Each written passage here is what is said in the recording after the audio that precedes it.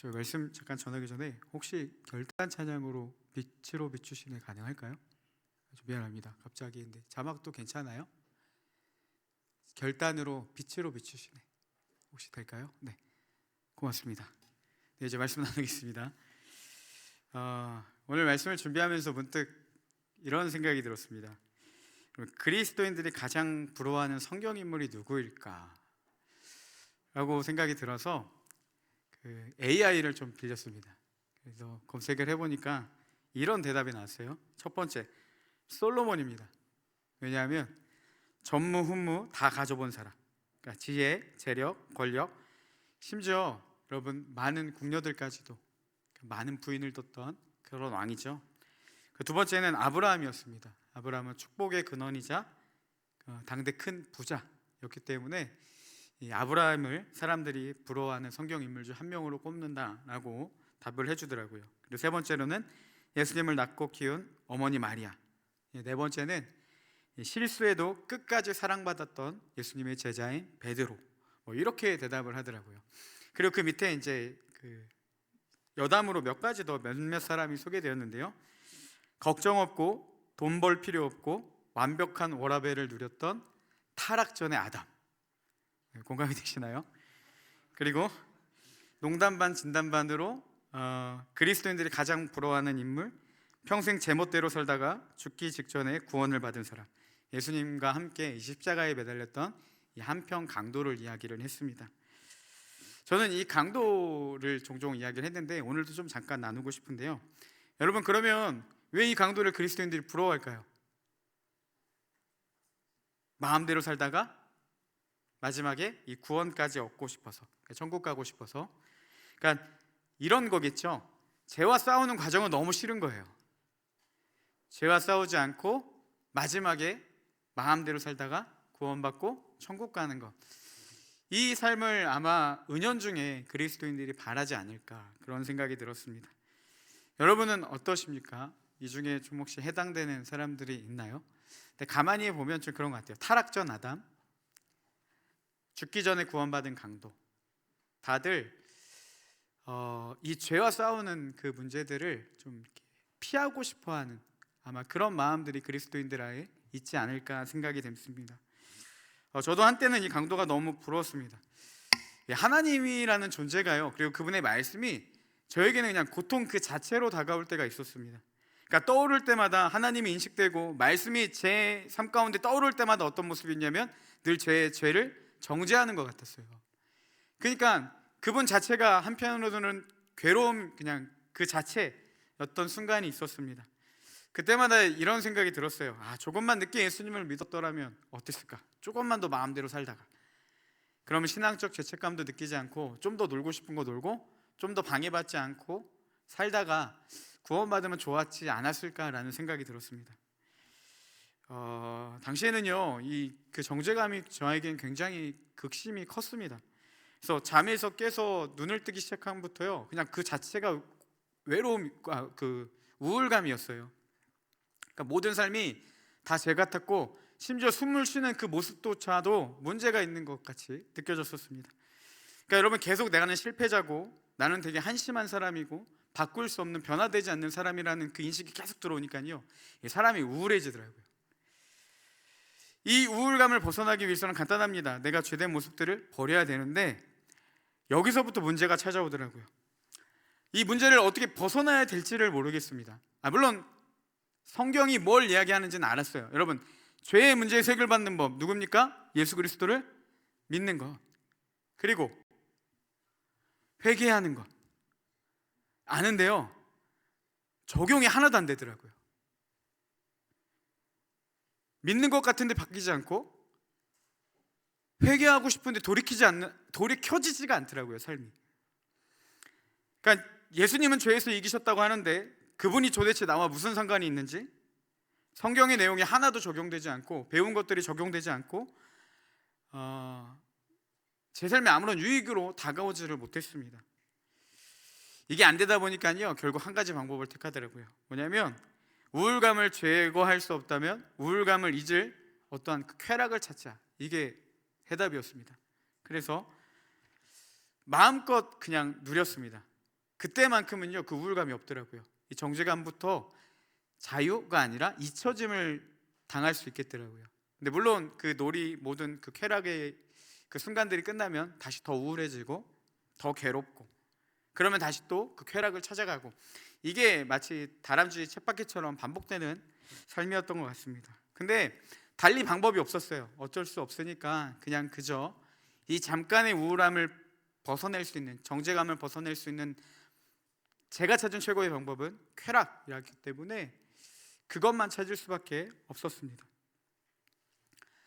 당시에는 그 정죄감으로 굉장히 많이 힘들었는데요, 돌이켜서 지금 그때를 보니까 그 힘든 당시가 그렇게만큼 나쁘지만은 않았습니다. 그런 경험이 있었기 때문에, 정죄감이 있었기 때문에 제 안에 다른 한 갈망, 이 변화되고 싶은 욕구가 있었다라는 것이죠. 그리고 영적인 갈망으로 하나님을 찾고 다시 넘어지고, 이 삶을 반복하다 보니까 하나님이 하나님의 때에 저를 만나주시고, 지금도 그때도 제 삶을 점점 변화시켜 주시는 그 은혜들을 누리게 되었습니다. 지금도 여전히 저의 삶에 죄는 저를 여전히 괴롭게 합니다. 하지만 이제는요 그 한편에 있는 강도가 부럽지는 않습니다. 마음대로 살다가 죽기 전에 예수님을 믿는 것보다요, 이 고통 가득한 세상에서 구원자이신 예수님을 알고 괴롭지만 그 안에서 자유함과 기쁨을 누리는 삶이 더 행복인 것을 알기 때문입니다. 사랑하는 청년부 여러분, 정죄감은요 우리를 괴롭게 하지만 이 고통은 우리의 인생을 절망으로 끌어내지 않습니다. 절망이 아닌 유익으로 나아갈 수 있는 좋은 통로가 된다라는 것이죠. 아니, 반드시 우리가 겪어야 할 과정입니다. 죄의 심각성을 알아야 변화에 대한 갈망이 일어나게 되고요, 변화에 대한 갈망이 우리를 예수 그리스도 주님께로 인도하기 때문입니다. 이것이 복음을 누리는 삶의 시작입니다.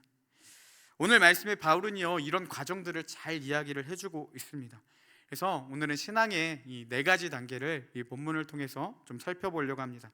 첫 번째는 뭐냐? 하나님을 알지 못하는 단계예요. 이때는요 무엇을 해도 행복하던 때입니다.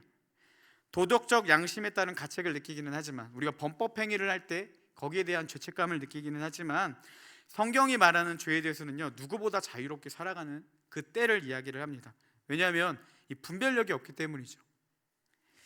오늘 본문은요 이 상태를 이렇게 전해줍니다. 우리 9절 상반절 말씀인데요, 우리 같이 한번 읽어보겠습니다. 전에 율법을 깨닫지 못했을 때에는 내가 살았더니. 하나님의 말씀을, 율법을 알지 못할 때는 어땠다고요? 내가 살았다, 이렇게 이야기를 합니다. 그러니까 아무렇게 살아도 전혀 문제가 느껴지지 않았던 그때예요. 우리가 타락전 아담, 죽기 전에 구원받은 강도가 부러운 이유가 뭐겠습니까? 하나님을 몰랐던 때가 한편으로는 좀 살아있는 것 같거든요.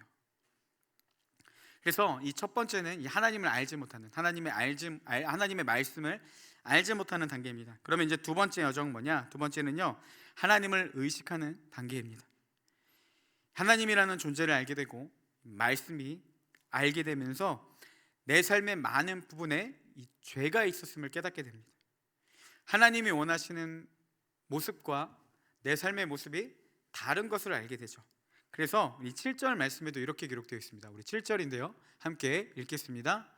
그런즉 우리가 무슨 말을 하리요? 율법이 죄냐? 그럴 수 없느니라. 율법으로 말미암지 않고는 내가 죄를 알지 못하였으니, 곧 율법이 탐내지 말라 하지 아니하였더라면 내가 탐심을 알지 못하였으리라. 네, 율법으로 말미암지 않고는 무엇을 알지 못했다고요? 내가 죄를 알지 못했다. 즉 율법은요 우리에게 죄를 깨닫게 해주는 일을 해줍니다. 그래서 이렇게 이야기를 하죠. 7절에 탐심하지 말라는 말씀을 하지 않았더라면 내 안에 탐심이 있음을 알지 못했다, 이렇게 이야기를 하고 있습니다. 그래서 율법은요 하나님은 우리에게 죄를 깨닫게 해줍니다. 근데 문제는요 여기서부터 우리의 삶의 문제가 시작되는 거예요. 우리 8절 말씀도요 함께 읽겠습니다. 8절입니다. 함께 읽겠습니다.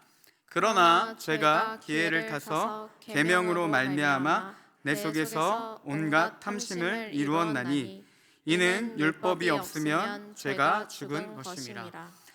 죄에서 자유했던, 한편으로는 죄를 인식하지 못하고 막 살았던 우리의 삶 가운데 하나님이란 존재, 이 말씀이 들어오기 시작하자 이게 죄구나라는 깨달음이 왔어요. 왜 문제가 여기서부터 시작되냐? 깨달음이 왔을 때 죄가 그 계명을 가지고 활발하게 움직이기 시작한다라는 겁니다. 그러니까 이런 거죠. 탐심하지 말라라는 법을 알았어요. 그럼 여러분, 우리는 당연히 어떤 반응을 일으켜야 됩니까? 탐심을, 남의 것을 탐하면 안 되겠구나 라는 결론을 내려야 되는데, 갑자기 그때부터 죄가요, 우리 안에 있는 죄의 욕망이 이 일을 하기 시작한다는 거예요. 어떻게 일하냐? 탐심하지 말라라는 이 말씀을 가지고 저걸 탐내면 우리가 어떤 유익을 가질까, 이 이상한 호기심이 발동되기 시작하는 거예요. 율법에 반대되는 행위를 행하면 우리 안에 더 큰 즐거움이 있지는 않을까? 자꾸 이렇게 율법을 가지고요, 죄가 악용하기 시작합니다. 그리고 율법을 거부하고 싶은 욕망이 우리 가운데 일어나기 시작해요. 율법을 몰랐을 때 가만히 있던 죄가요, 우리 안의 욕망이 율법을 알게 되자, 하나님의 말씀과 뜻을 알게 되자 그걸 가지고 기회를 틈타서 우리를 죄에 빠지도록 이끈다라는 사실입니다. 그래서 하나님의 말씀을 따르고 싶은 마음, 선을 행해야 되는 건 알지만 그렇게 살기 어려운 것이 이 율법을 이용해서 우리 안에 있는 죄가 움직이기 때문이라는 것이에요. 우리 14절도 한번 보겠습니다. 14절도 이렇게 기록되어 있습니다. 함께 읽겠습니다.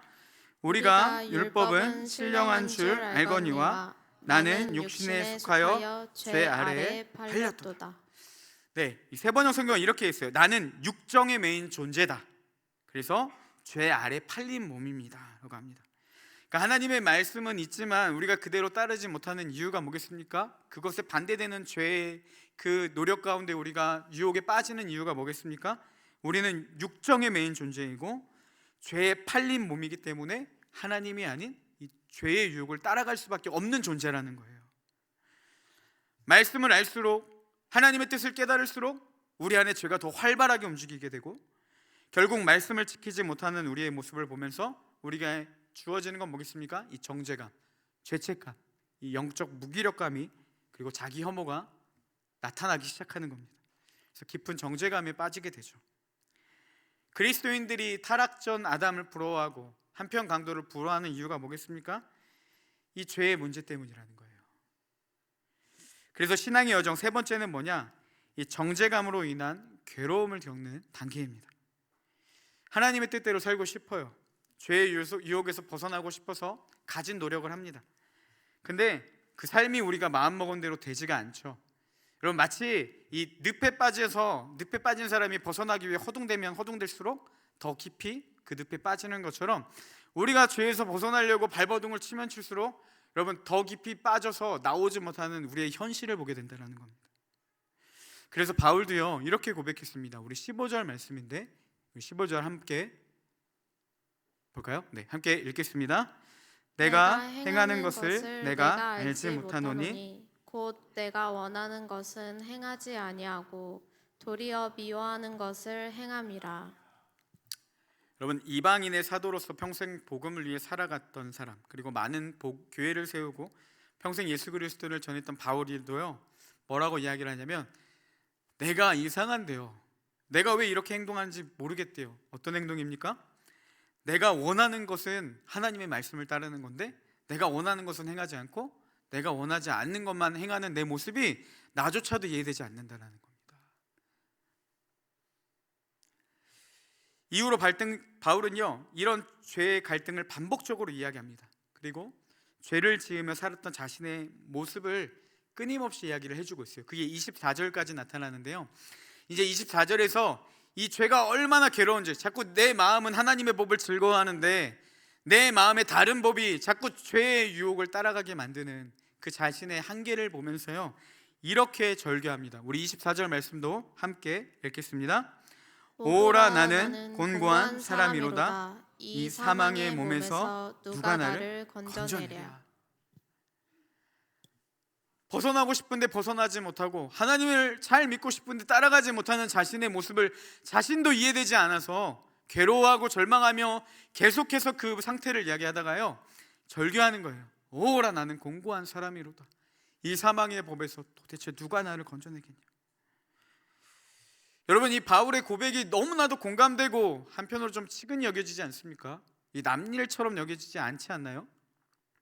하나님의 뜻대로 살고 싶은데 잘 안 되는 거죠.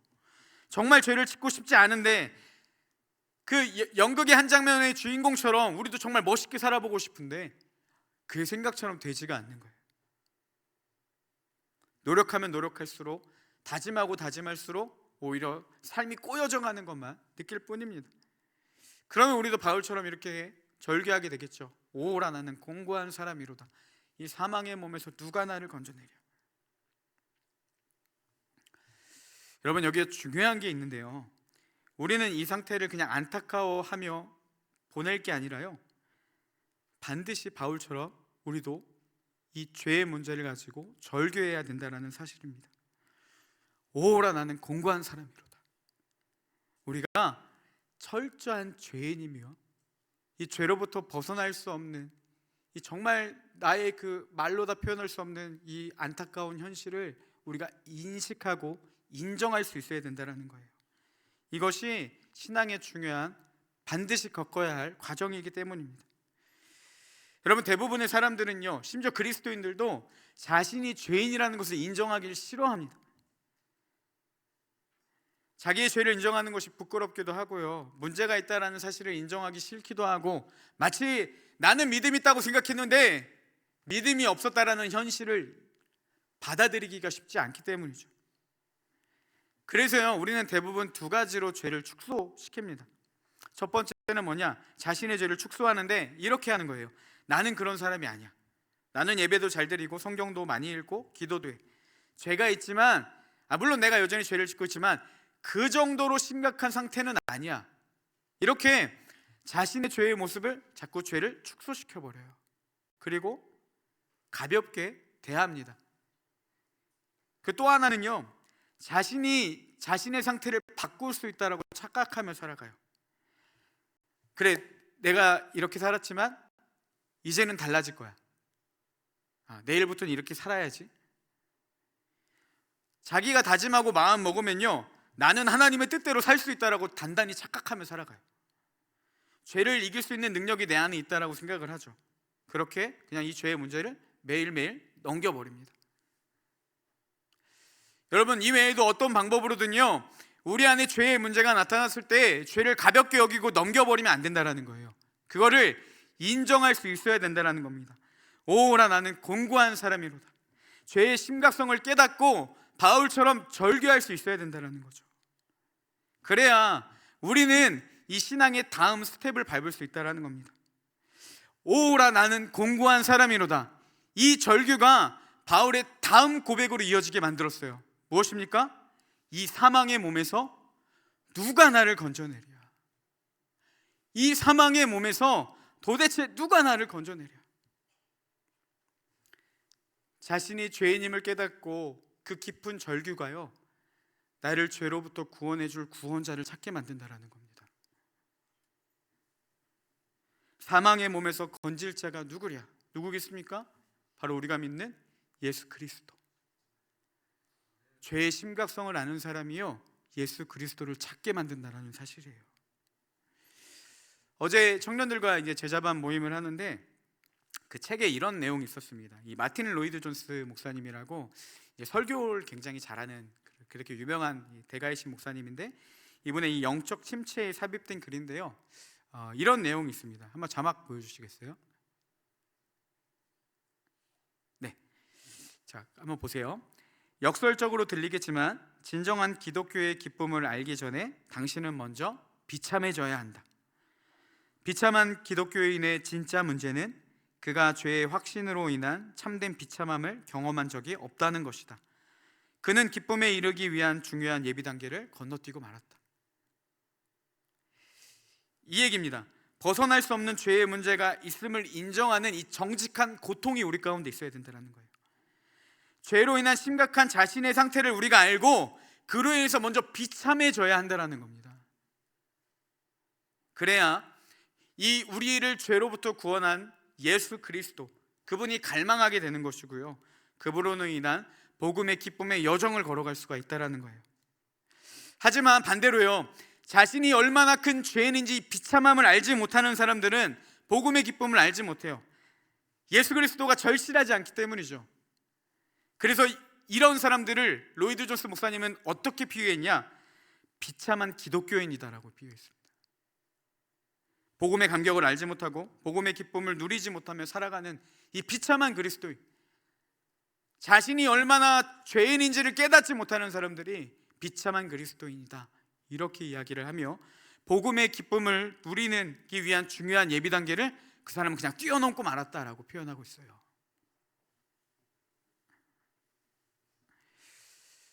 우리가 한번 좀 돌아봤으면 좋겠습니다. 여러분, 예수 그리스도가 우리에게 어떤 존재이십니까? 이 사망의 몸에서 누가 나를 건져내랴?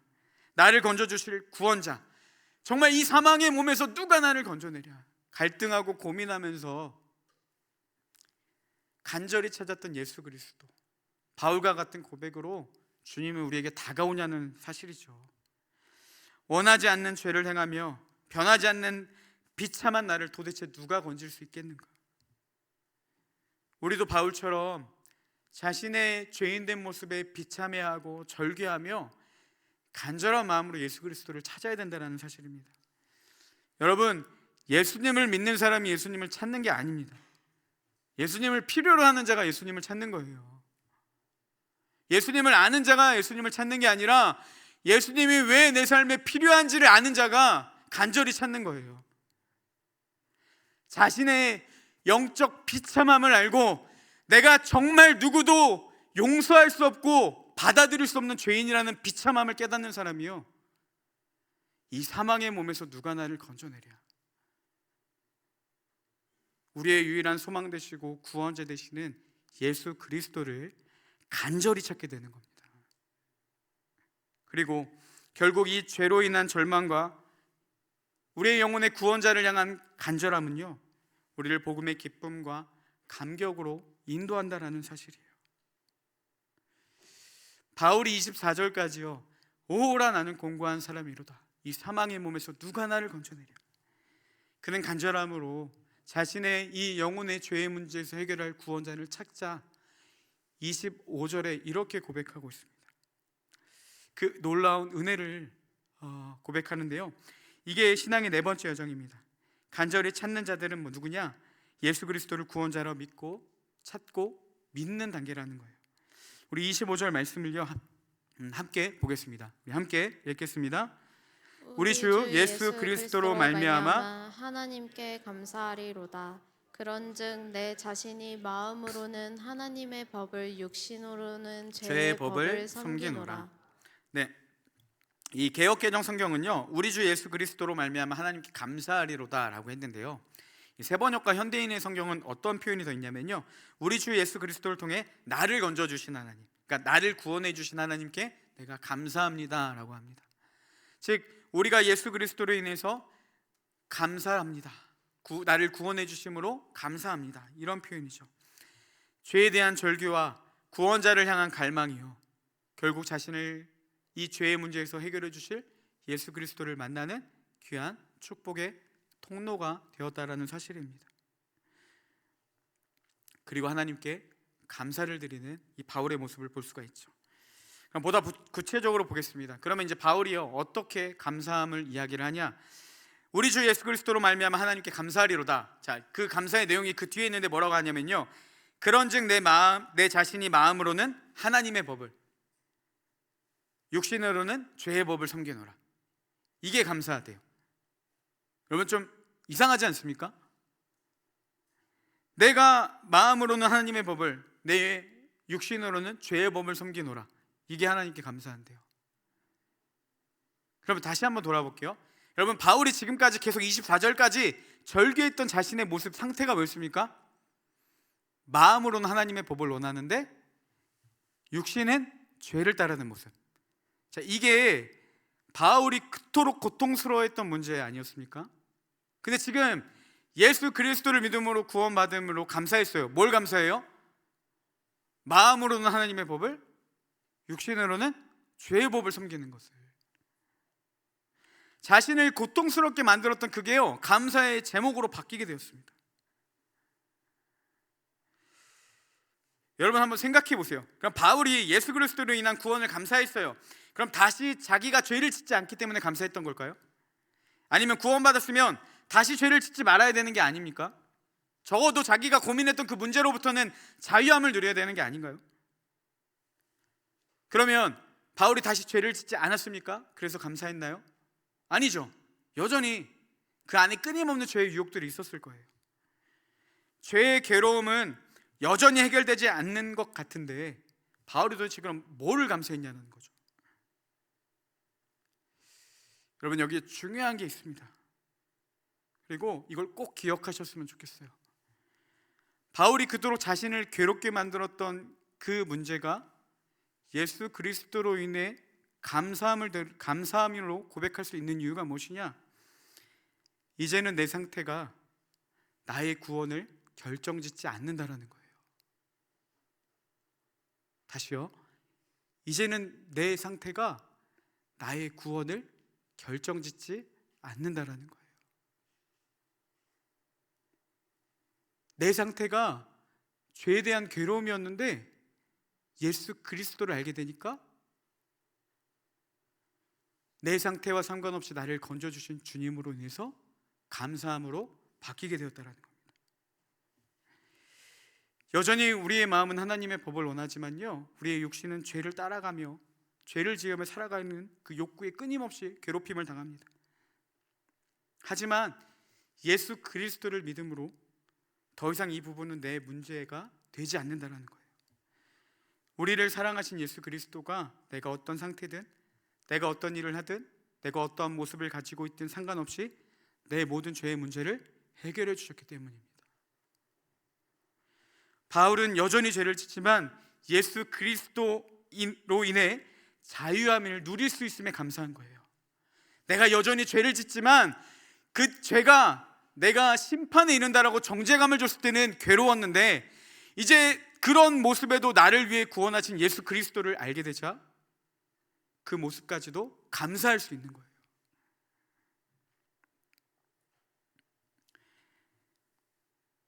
여러분, 오히려 내 안에 있는 죄의 모습을 발견할 때마다요, 예수 그리스도를 믿는 자들은 그런 나를 사랑하시는 하나님의 은혜를 경험하는 거예요.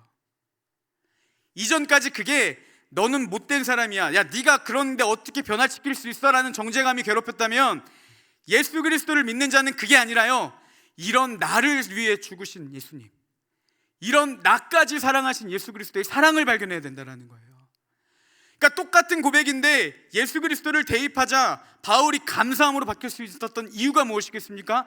그런 나를, 오라 나는 공고한 사람이로다, 누가 나를 건져내겠냐, 도대체 나도 내 자신을 이해하지 못하는 내 상태를 어떻게 해야 되겠냐, 나조차도 내가 인정되지 않고 이해되지 않는데 그런 나를 사랑하신 예수 그리스도를 보니까 그게 감사함이 되는 거예요. 나까지도 사랑하시는구나, 내 이런 모습까지도 사랑하시는구나. 그 주님이, 내 연약함이 내 안에 감사의 고백과 하나님의 사랑의 흔적이 되는 겁니다. 진짜 예수 그리스도를 믿는 자들은 누구냐? 죄로 인한 정죄감에 괴로워하는 자들이 아니라요, 죄로 인한 내 상태를 알수록 하나님의 사랑을 발견하는 자들입니다. 그리고 하루하루 감사하며 복음의 기쁨과 자유함을 누리는 자들이 예수 그리스도를 믿는 자들, 여러분, 복음을 복음답게 누리는 자들이라는 사실이에요. 여전히 죄가 나를 괴롭힐 때마다, 그래서 영적인 무기력감이 찾아오고 나도 내가 왜 이러는지 이해되지 않는 상황들, 그런 환경들이 내 안에 찾아올 때마다, 죄의 실패를 맛볼 때마다 우리가 해야 될 게 무엇이 있겠습니까? 성경 읽는 것, 예배에 더 진지하게 드리는 것, 새벽에 기도하는 것, 시간을 내어서 따로 하는 것, 큐티하고 말씀 읽는 것. 여러분, 그게 아니라요, 이런 무기력하고 무능한 나를 구원하신 예수 그리스도, 그럼에도 나를 사랑하는 예수 그리스도의 사랑을 발견해야 된다는 거예요. 죄와 싸우며 넘어질 때마다 정죄하고 좌절하는 것이 아니라 예수 그리스도를 떠올리고 하나님이 나를 사랑하신다는 말씀을 내셔야 된다는 사실입니다. 이미 우리에게 주어진 복음을 누릴 수 있어야 된다는 거예요. 넘어지며 자신을 자책하는 것. 여러분, 왜 자신을 자책하겠습니까? 그 의가 내 안에 있다고 생각하니까, 내 의로 구원받는다고 생각하니까 그 죄의 문제가 내 것이 되는 거예요. 근데 그거를 하나님이 해결하셨다라는 믿음이 가졌으면, 죄의 연약함을 느낄 때마다 그래서 내가 예수님이 필요하구나 라는 인식이 들어오기 시작하는 거예요. 그래서 예수님이 나를 위해 죽으셨구나, 그 사랑을 깨닫게 되는 거예요. 그리고 그 안에서 감사하고 나의 연약함이 정죄감이 아닌 하나님을 향한 감사의 고백으로 드리면 되는 겁니다. 죄에 무너진 내 상태에 주목하지 말고 그런 나를 건지신 하나님의 사랑에 주목하셔야 되는 거예요. 그런 나를 포기하지 않으신 예수 그리스도의 은혜에 주목하면 되는 겁니다. 그리고 복음이 뭐게요? 복된 소리, 좋은 소식. 예수 그리스도가 그럴 때마다 내 안에 좋은 소식으로 들리고 복음을 복음으로 누릴 수 있어야 된다는 사실입니다. 주님이 우리를 사랑하셔서 죽으셨는데, 죄의 모든 짐을 대신 지심으로 은혜를 누리게 하셨는데, 여전히 누리지 못하고 죄 가운데 좌절하고 낙심하고 나는 왜 이럴까 자기 비하하고 마치 내가 이 죄에서 벗어날 수 있는데 못 벗어나는 실패자처럼 하나님이 없는 죄에 대한 싸움을 끝까지 하는 사람을, 우리의 모습을 보면서 여러분, 모든 걸 다 이루신 예수님께서 얼마나 슬퍼하시겠습니까? 왜 하나님의 사랑을 우리가 누리지 못하는지, 주시는 게 아니라 이미 주어진 것들을 왜 우리가 여러 가지 상황과 환경과 내 자신을 보면서 자꾸 부인하며 살아가는지. 여러분, 사람은요 참 무능한 게, 참 무지한 게요, 내 상황과 환경에 따라 하나님을 판단합니다. 하나님은 변함없고 언제나 신실하셨는데 내가 뭔가 좀 넘어지면 하나님이 나를 사랑하지 않아. 우리가 하나님을 사랑하지 않은 적은 있어도요, 하나님은 우리를 사랑하지 않으신 적이 없다라는 거예요. 십자가에서 보여주셨다라는 거죠. 그리스도께서 우리를 위해 죽으심으로 우리를 향한 자기의 사랑을 확증하셨습니다. 근데 우리가 자꾸 그런 상황과 환경과 내 얄팍한 지식으로 하나님은 나를 사랑하지 않아, 하나님을 나를 사랑하지 않아 끊임없이 부인하며 살아간다는 거죠. 여러분, 이게요 물론 죄에 대한 신앙적인 양심과 가책일 수 있겠습니다. 하지만 반대로 생각해 보면요, 하나님은 사랑이시라라는 말씀 자체를, 우리가 진리 자체를 거부하는 행위라는 거예요. 하나님의 말씀을 진리가 아니라고 거부해버리는 행위와도 같다라는 사실입니다. 반드시 어떠한 상황과 환경에서도 기억하시길 바랍니다. 하나님은 나를, 우리를 사랑하시는 분이십니다. 그래서 죄의 모든 문제를 십자가에서 담당하시고 부활하심으로 우리가 그 자유함을 누리게 하셨다는 사실입니다. 말씀대로 살지 못해도 주님은 여전히 우리를 사랑하세요. 삶이 엉망이어도 주님은 여전히 우리를 사랑하세요. 하나님은요 의인을 위해 오신 것이 아니라 죄인을 위해 오셨습니다. 예수님 이 땅에서 건강한 자를 찾으신 것이 아니라 병든 자를 친히 찾아가서 고쳐주셨어요. 상황에 따라, 환경에 따라, 내 기분과 형편에 따라 하나님의 사랑을 부인하지 마십시오. 그게 하나님의 나를 사랑하지 않는다라는 이유가 될 수 없다라는 거예요. 이것이 우리에게 주신 예수 그리스도의 복음입니다. 여러분, 예수님을 믿는 것, 복음을 아는 것은 그렇게 가볍지 않아요. 그렇게 간단하지 않아요.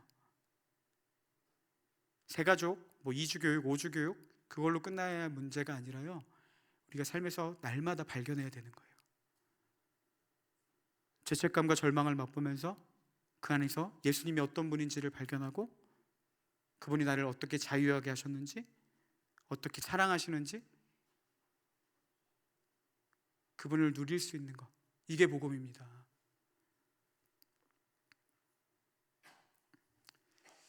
이제 말씀을 마치겠습니다. 우리 찬양팀 준비해 주시고요.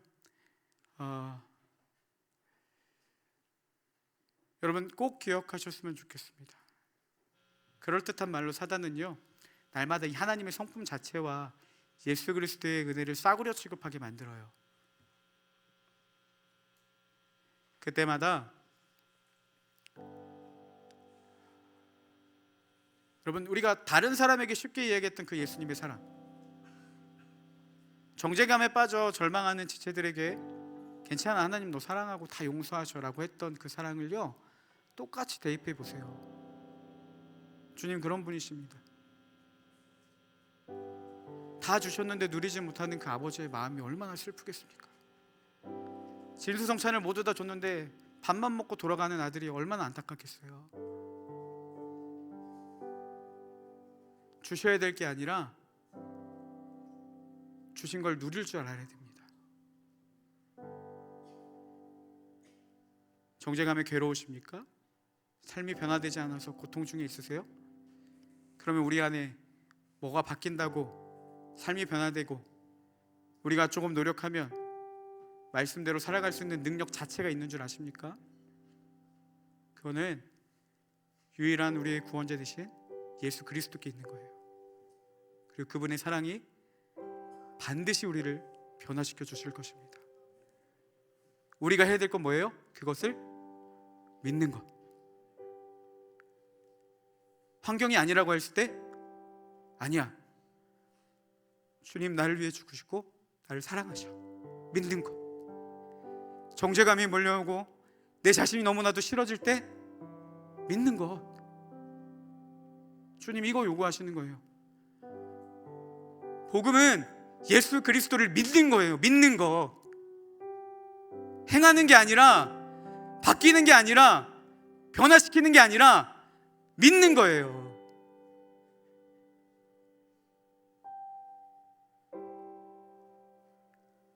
하나님을 믿으시기 바랍니다. 그리고 정말 바라기는요, 이제 그 사랑을 누리는 우리 온사랑의 모든 청년들 되시기를 주님의 이름으로 축복합니다. 우리 그 사랑에 의지하여 함께 같이 찬양하며 나아가겠습니다.